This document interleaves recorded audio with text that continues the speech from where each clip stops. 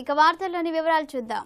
BJP BRS పై మంత్రి సీతక్క ఘాటు హెచ్చరిక. భద్రాద్రి కొత్తగూడెం జిల్లా బూర్గంపాడు భవిష్యత్తులో తెల్లం వెంకట్రావుకు కాంగ్రెస్ నుండి భంగపాటు తప్పదని, రానున్నది బీఆర్ఎస్ ప్రభుత్వమేనని, కాంగ్రెస్ ప్రభుత్వం తిరస్కరిస్తే అభ్యర్థిగా బీఆర్ఎస్ దీక్ష పెట్టిందని, గొర్రె కాటికోడ్ని నమ్మినట్లు తెల్లం కాంగ్రెస్ పార్టీని నమ్మాడని ఇటీవల భద్రాద్రి కొత్తగూడెం జిల్లా పినపాక నియోజకవర్గం మాజీ ఎమ్మెల్యే రేఖా కాంతారావు సోషల్ మీడియా వేదికగా భద్రాచలం ఎమ్మెల్యే తెల్లం వెంకట్రావు మీదుగా విమర్శలు చేశారు. ఈ క్రమంలో మంత్రి సీతక్క కాంగ్రెస్ పార్టీ మహబూబాబాద్ ఎంపీ అభ్యర్థి బలరాం నాయక్ కౌంటర్ ఇచ్చారు. టీఆర్ఎస్ పార్టీ చేసే విమర్శలు గురిగించి సామెతను తలపిస్తుందని, తెల్లం వెంకట్రావు గతంలో ఎమ్మెల్యేగాను ఎంపీగాను పోటీ చేశారని, ఆయనకు కాంగ్రెస్ పార్టీ భరోసాగా ఉందని పేర్కొన్నారు.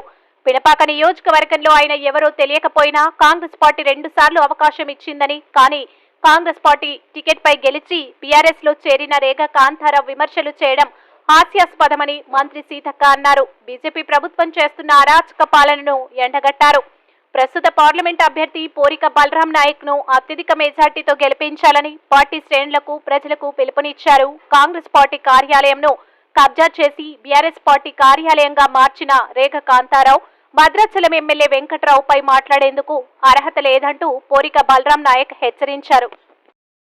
బీఆర్ఎస్ ఆఫీస్ అని పెట్టుకున్నాడు. ఇవాళ ఆ సిగ్గుండాలి. 10 సంవత్సరాలు కాంగ్రెస్ ఆఫీస్ లో ఉంటూ, కాంగ్రెస్ ఇంట్లో ఉంటూ ఇది బీఆర్ఎస్ అని బోర్డు పెట్టుకున్నంత మాత్రాన అది బీఆర్ఎస్ పార్టీ ఆఫీస్ కాదు, అది కాంగ్రెస్ పార్టీ ఆఫీసు. అది ముందు తెలుసుకోమను.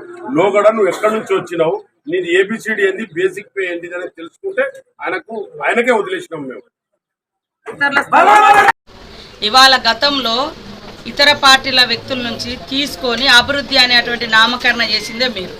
ఇవాళ ఇక్కడ పోయినటువంటి ఇవాళ భద్రాచలం ఎమ్మెల్యే మీద విమర్శలు చేసేటువంటి ఈ బూర్గంపాడు మన పినపాక మాజీ ఎమ్మెల్యే గారు ఇవాళ కాంగ్రెసే ఉండదు అని, కాంగ్రెస్ తల్లి పాలు దాగి నువ్వెవరో అడ్రస్ లేదు 2 సార్లు గెలిపిస్తే ఏం మాట్లాడండి ఆయన? చెన్నై లాగా అయిపోతుంది కాంగ్రెస్. చెన్నైలో ఎట్లా పార్టీ అయిపోయిందో అయిపోయింది. ఇప్పుడు అధికారంలోకి వచ్చినాం కాబట్టి తట్టుకోలేక రకరకాల విమర్శలు చేస్తున్నారు. వీళ్ళు పోయేటప్పుడేమో మేము అభివృద్ధి కోసమే పోయినామని చెప్పారు. నేను ఆ రోజు కూడా అన్నా, అంటే అభివృద్ధి కోసమే పోయినామని చెప్పేటోళ్ళు రేపు మా పార్టీ కూడా అధికారంలోకి వస్తే మళ్ళీ అభివృద్ధి కోసం ఇటు వస్తారా అని. కాబట్టి వాళ్ళు చేస్తేనేమో నీతి అంట, ఇతరులు చేస్తేనేమో రోత అంట. కాబట్టి ఇట్లాంటి మాటలు మానుకోండి.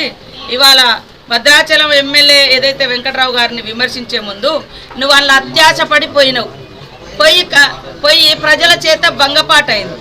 ఇంకొక ఎమ్మెల్యే కూడా మా ఆత్రం సక్కును తీసుకొని కనీసం టిక్కెట్ కూడా ఇవ్వలేదు. ఆయన ఒక సీనియర్గా ఉండే. కాబట్టి భద్రాచలం ఎమ్మెల్యేను ఏదైతే జైనైండో ఆయనను విమర్శించే నైతిక అర్హత ఈ బీఆర్ఎస్ నాయకులకు లేదు. అందులో మీరు కూడా గతంలో 2 సార్లు నువ్వు ఎవరో తెలియనటువంటి వ్యక్తిని తీసుకొచ్చి 2 సార్లు గెలిపించిండ్రు చేయి గుర్తు మీద. అదే వెంకట్రావు గారు గతంలో ఎంపీగా పోటీ చేసిండు, ఎమ్మెల్యేగా పోటీ చేసిండు, ప్రజల మధ్య ఉన్నాడు, ఎమ్మెల్యేగా గెలిచిండు. కానీ నువ్వైతే తెలియని వ్యక్తిని తీసుకొచ్చి మా పార్టీ గెలిపిస్తే మా పార్టీని తల్లి రొమ్ము మీద గుద్దినట్టుగా నువ్వు గుద్దిపై మాట్లాడే అర్హత నీకుందా కాంతారావు అని నేను అడుగుతున్నాను. ఇంకోటి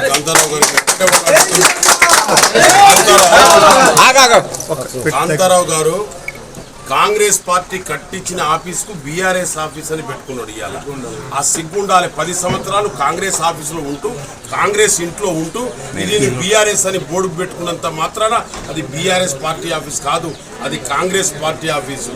అది ముందు తెలుసుకోమను. లోగడ నువ్వు ఎక్కడి నుంచి వచ్చినావు, నీది ఏబిసిడి ఏంది, బేసిక్ పే ఏంటిది అని తెలుసుకుంటే ఆయనకే వదిలేసినాం మేము. వార్తలు ఇంతటితో సమాప్తం. మళ్ళీ తిరిగి ప్రసారం అయ్యే టీవీ 9 న్యూస్ లో కలుద్దాం. అంతవరకు సెలవు.